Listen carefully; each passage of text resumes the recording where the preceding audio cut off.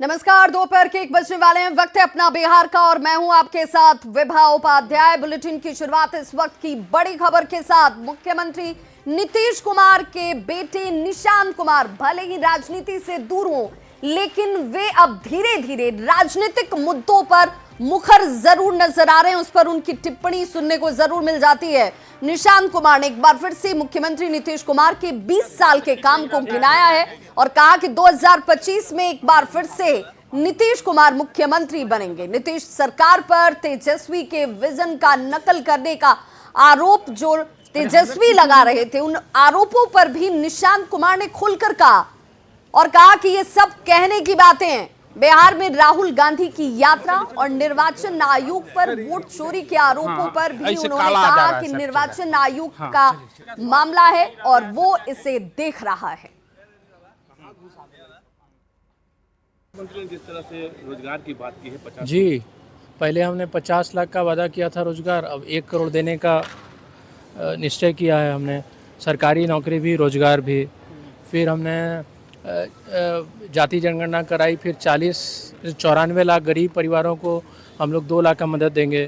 फिर कुछ दिन पहले वृद्धा और विधवा और विकलांग के लिए हमने 400 पेंशन की राशि 400 से 1100 कर दी।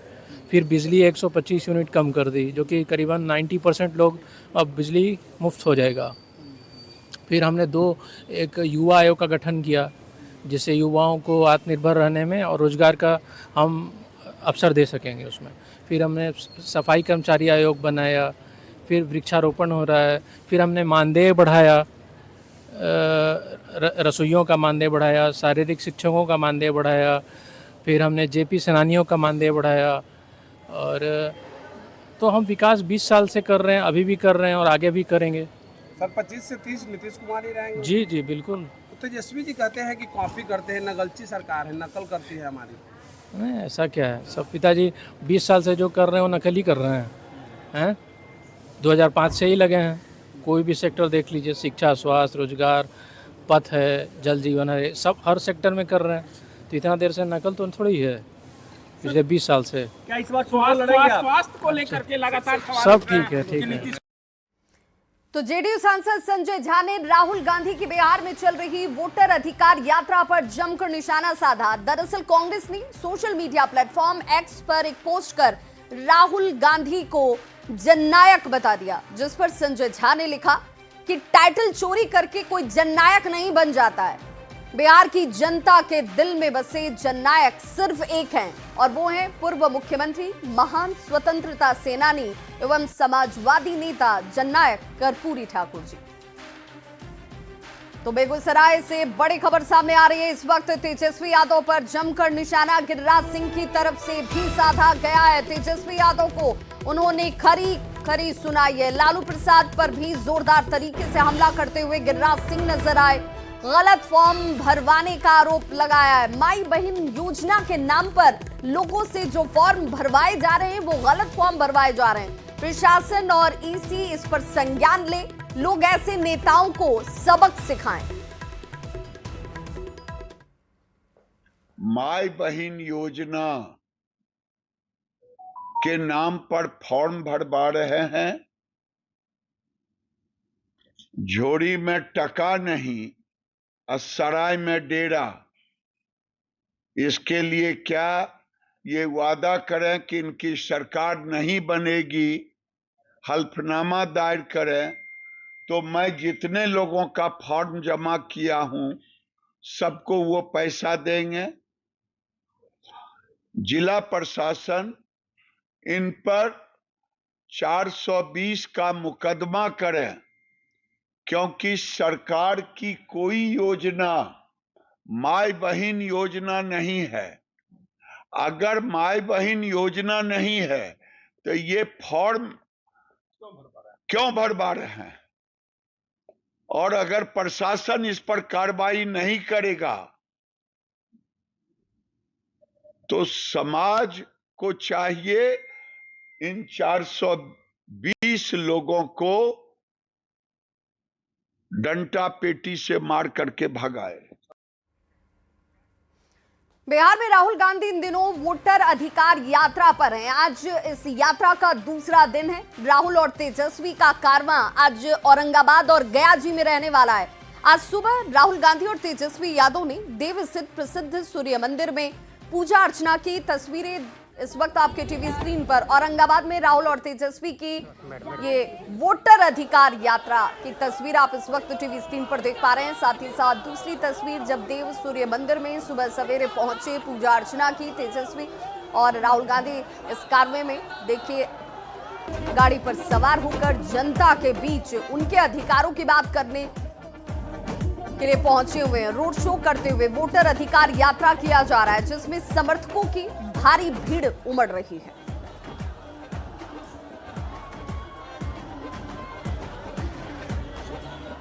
तो राहुल गांधी और तेजस्वी यादव की वोटर अधिकार यात्रा पर बीजेपी सांसद गोपाल जी ठाकुर ने तंज कसा है। गोपाल जी ठाकुर ने कहा कि राहुल गांधी के पास कोई और मुद्दा रह ही नहीं गया। बिहार में उनकी यात्रा पूरी तरह से फ्लॉप साबित हो रही है। श्रीमान राहुल गांधी जी को कोई मुद्दा बच भी नहीं गया है। लंबे समय कांग्रेस शासन किया, यूपीए गठबंधन की शासन रहा और खास करके बिहार को गरीबी में ढकेलने का काम किया। आज देश के यशस्वी प्रधानमंत्री श्री नरेंद्र भाई मोदी जी के द्वारा जो बिहार में बजट दिया गया, जो काम चल रहा है, माननीय नीतीश कुमार जी के नेतृत्व में जो 20 सालों में काम हुआ है, जनता मन बना लिया है फिर से एनडीए की सरकार लाने के लिए। इसलिए जो राहुल गांधी और तेजस्वी प्रसाद यादव जी का जो अभी चल रहा है बिहार में दौरा, वह फ्लॉप साबित हो रहा है और लोग निश्चित रूप से नकार चुके हैं। बिहार के मुख्यमंत्री नीतीश कुमार सुबह सवेरे एक्शन में नजर आए। उन्होंने ललित नारायण मिश्रा इंस्टीट्यूट पहुंचकर विस्तारित भवन का निरीक्षण किया और इस दौरान उन्होंने अधिकारियों को समय सीमा के अंदर निर्माण कार्य को पूरा करने का निर्देश दिया। तस्वीरें आपके सामने, जहां पर इस निर्माण स्थल तक वो पहुंचे, कार्य की प्रगति को जाना, देखा और निर्देश भी उनकी तरफ से दिया गया। उनके साथ अपर मुख्य सचिव एस सिद्धार्थ भी आपको नजर आ रहे होंगे। और बड़ी खबर इस वक्त पटना से आ रही है। बीजेपी कल बड़ा मिलन समारोह करने जा रही है। जी हां, पूर्व आईपीएस आनंद मिश्रा शामिल होने वाले हैं बीजेपी में। नागमणि भी बीजेपी में शामिल होंगे। तो कल ये मिलन समारोह का आयोजन बीजेपी की तरफ से, जिसमें पूर्व आईपीएस आनंद मिश्रा शामिल होंगे, बीजेपी की सदस्यता ग्रहण करेंगे। साथ ही साथ नागमणि भी बीजेपी में शामिल होने वाले हैं। पूर्व केंद्रीय मंत्री हैं नागमणि, वो बीजेपी में आने वाले हैं। जन सुराज के यूथ विंग के अध्यक्ष रह चुके हैं आनंद मिश्रा। बक्सर से आनंद मिश्रा के चुनाव लड़ने की संभावना भी जाहिर की जा रही है। नागमणि के साथ उनकी पत्नी सुचित्रा सिन्हा भी बीजेपी में कल शामिल होने वाली हैं। ये बड़ी खबर इस वक्त, बीजेपी में शामिल होने वाले हैं दिग्गज और इसे लेकर मिलन समारोह का आयोजन। एनडीए ने अपने उपराष्ट्रपति पद के उम्मीदवार के नाम का ऐलान कर दिया है। सीपी राधाकृष्णन एनडीए के उपराष्ट्रपति पद के उम्मीदवार होंगे। अभी सीपी राधाकृष्णन की बात करें तो महाराष्ट्र के गवर्नर हैं। सीपी राधाकृष्णन एनडीए की तरफ से उपराष्ट्रपति पद के लिए उम्मीदवार होंगे। सीपी राधाकृष्णन का पूरा नाम चंद्रपुरम मुन्नुसामी राधाकृष्णन है। अभी वे महाराष्ट्र के राज्यपाल हैं। वे भारतीय जनता पार्टी के सदस्य थे और कोयंबटूर से 2 बार लोकसभा के लिए चुने गए थे। वो तमिलनाडु में भारतीय जनता पार्टी के पूर्व प्रदेश अध्यक्ष भी थे। राधाकृष्णन 16 वर्ष की आयु से ही आरएसएस और जनसंघ जैसे संगठनों से जुड़े रहे हैं और अब उपराष्ट्रपति पद के उम्मीदवार हैं एनडीए की तरफ से। सीपी राधाकृष्णन को उपराष्ट्रपति का उम्मीदवार बनाए जाने पर बीजेपी सांसद गोपाल जी ठाकुर ने शुभकामनाएं दी। साथ ही विपक्ष के सांसदों से भी दलीय भावना से ऊपर उठकर सीपी राधाकृष्णन के पक्ष में वोट करने की अपील की। देखिए, एनडीए के द्वारा जो सीपी राधाकृष्णन जी को उपराष्ट्रपति जी का उम्मीदवार बनाया गया है, वो सराहनीय है, स्वागत योग्य है, हम अभिनंदन करते हैं। निश्चित रूप से एनडीए एकजुट होकर के और उपराष्ट्रपति का चुनाव जीतेगा ही, लेकिन मैं विपक्ष से भी आग्रह करता हूं, जो सारे लोग सर्वसम्मत से आदरणीय सीपी राधाकृष्णन जी को उपराष्ट्रपति पद के लिए सर्वसम्मत से चुने, यह अच्छी बात होगा लोकतंत्र के लिए। तो उपराष्ट्रपति चुनाव में महाराष्ट्र के राज्यपाल सीपी राधाकृष्णन को एनडीए का उम्मीदवार जो है बनाया गया है, जिसका जेडीयू ने भी स्वागत और समर्थन किया। लोकसभा में जेडीयू संसदीय दल के नेता दिलेश्वर कामत ने कहा कि इसको लेकर कल सुबह 9:30 बजे एनडीए संसदीय दल की बैठक होगी और पूरी रणनीति पर बातचीत की जाएगी। कल सुबह 10 बजे जेडीयू संसदीय दल की भी बैठक होगी, जिसमें उपराष्ट्रपति चुनाव के मुद्दे पर चर्चा की जाएगी। की बैठक 9:30 बजे है। उसमें सभी संसदीय दल के राज्यसभा और लोकसभा के एनडीए के सभी एमपी लोग उपस्थित रहेंगे और उसमें उपराष्ट्रपति के विषय में जो है किस तरह से एक्शन प्लान होगा, कैसे 9 तारीख को हम लोग इलेक्शन करेंगे, इन सारे विषयों पर चर्चा होगी। और हमारे जनता दल यूनाइटेड का भी संसदीय दल का जो है वह भी मीटिंग 1 बजे रखा गया है। तो इन सारी चीज़ों पर, संगठन के विषय में और उपराष्ट्रपति के चुनाव पर हम लोग चर्चा करने वाले हैं। और बड़ी खबर इस वक्त पटना से आ रही है, जहां युवक की हत्या कर दी गई है। ईंट पत्थर से कूचकर युवक की हत्या करने का सनसनीखेज मामला सामने आया है। बताया जा रहा है कि चाकू से भी युवक को गोदा गया। ई रिक्शा चालक था युवक। दीदारगंज के फतेहपुर की घटना बताई जाती है और हत्या करने के बाद शव को पानी में फेंक दिया गया। मौके से चाकू और खंती की बरामदगी हुई है। हत्याकांड की जांच में फिलहाल पुलिस इस वक्त जुटी हुई है।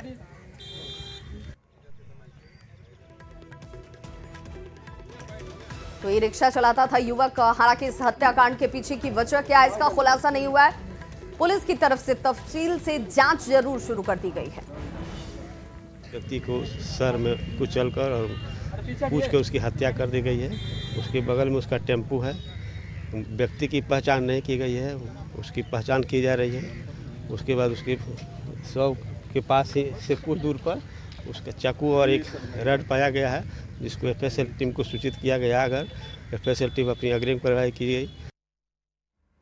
एसटीईटी परीक्षा कराने की मांग को लेकर पटना की सड़कों पर एक बार फिर से छात्र उतर चुके हैं। अभ्यर्थियों की मांग है कि टीआरई 4 की परीक्षा से पहले एसटीईटी की परीक्षा को संपन्न कराया जाए। प्रदर्शन में शामिल होने राज्य के अलग अलग जिलों से अभ्यर्थी पहुंचे हुए हैं। छात्र पटना कॉलेज से निकल चुके हैं और गांधी मैदान की तरफ अब छात्रों का ये जो काफिला है वो बढ़ रहा है। टीआरई 4 से पहले एसटीईटी की परीक्षा कराने की मांग के साथ हाथों में बैनर और पोस्टर के साथ ये छात्र इस वक्त देखिए तस्वीरों में आपको नजर आ रहे होंगे। इन छात्रों की मांग है कि टीआरई 4 से पहले एसटीईटी की परीक्षा कराई जाए। अलग अलग जिलों से ये छात्र इस वक्त पहुंचे हुए अपने इस आंदोलन में शामिल होने के लिए। बढ़ते जाओगे नहीं तो टीआरई भी नहीं। इसी मांग के साथ आज राजधानी पटना में सैकड़ों की संख्या में छात्र जो है वो सड़कों पर उतर गए हैं और राज्य के विभिन्न जिलों से ये अभ्यर्थी पटना पहुंचे हैं और बैनर पोस्टर के साथ इनके हाथों में आप देख रहे हैं बिहार मांगे एसटीईटी बिफोर टीआरई 4 और लगातार जो इनके नारे हैं वो गूंज रहे हैं। पटना कॉलेज से ये मार्च भिगना पहाड़ी पहुंचेगा और फिर उसके बाद ये सभी गांधी मैदान होते हुए डाक बंगला तक पहुंचेंगे। एक बड़ी डिमांड है इनकी। आज हम लोग की डिमांड है कि आज तीसरी बार हम लोग सड़क पर उतरे हैं। हम लोग यही चाहते हैं कि स्टेट की परीक्षा टीआरई 4 के पहले आयोजित हो। 1.5 साल से बिहार विद्यालय परीक्षा समिति और बीएसएबी पत्र को छुपा रही है। कोर्ट का आदेश आया अप्रैल महीने में कि जल्द से जल्द स्टेट का आयोजन आप कराइए, लेकिन अभी तक नहीं हुआ। 28 जुलाई को 7 अगस्त को जब मुख्य सचिव से मिले हम लोग, मुख्य सचिव ने कहा कि 2-3 दिन का समय दीजिए, कोई न कोई रास्ता हम निकालते हैं। आज 10 दिन बीत गया, आज हम लोग बिल्कुल चुप हैं। आप निश्चित रूप से विरोध है।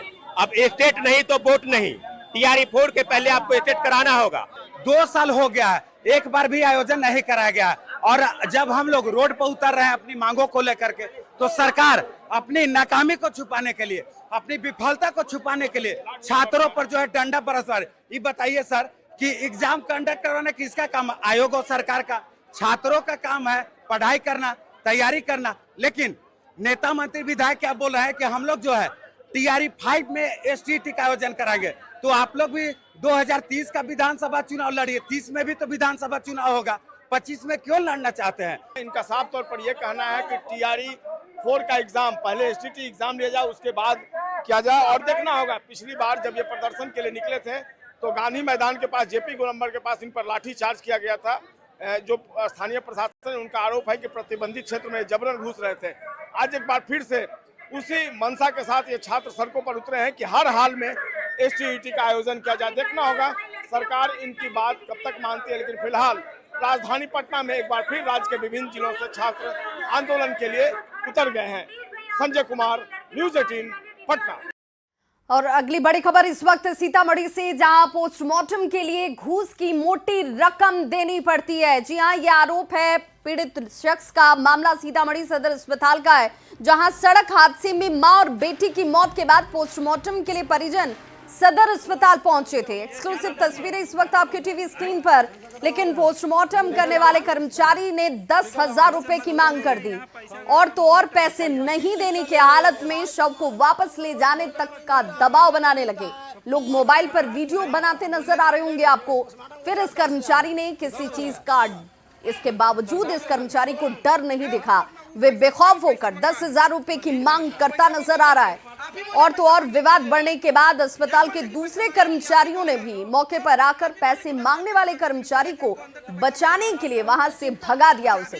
फिलहाल इस मामले में अस्पताल प्रबंधन की तरफ से किसी तरह का कोई भी आधिकारिक बयान अभी तक नहीं आया है।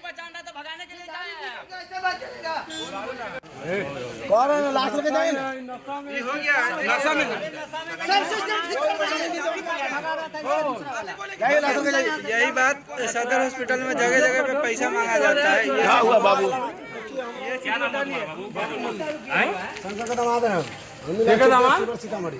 उससे मतलब नहीं है, यहाँ पैसा का मैटर बताइए। पैसा किस चीज का ले रहे हो? भाई पोस्टमार्टम करते हमको रोज महीना नहीं मिलता है। तो पोस्टमार्टम का चार्ज है, बोलने ले रही हो। पोस्टमार्टम का चार्ज 10। और ऐसे में न्यूज़ 18 ये सवाल पूछता है, पोस्टमार्टम के लिए आखिर क्यों लिए जा रहे हैं रुपए? बिना घूस के क्या पोस्टमार्टम भी नहीं होगा? मृतकों के परिवार वालों से बदसलूकी आखिर क्यों की गई? और क्या सदर अस्पताल की व्यवस्था ऐसी है? मामले पर अस्पताल प्रबंधन ने आखिर चुप्पी क्यों साध रखी है? क्योंकि अभी तक कोई आधिकारिक बयान अस्पताल प्रबंधन की तरफ से आया ही नहीं। पैसे मांगने वाला कर्मचारी आखिर कहां गायब है? तो इस बुलेटिन में बस इतना ही, लेकिन न्यूज़ 18 बिहार झारखंड पर खबरों का सिलसिला लगातार जारी है।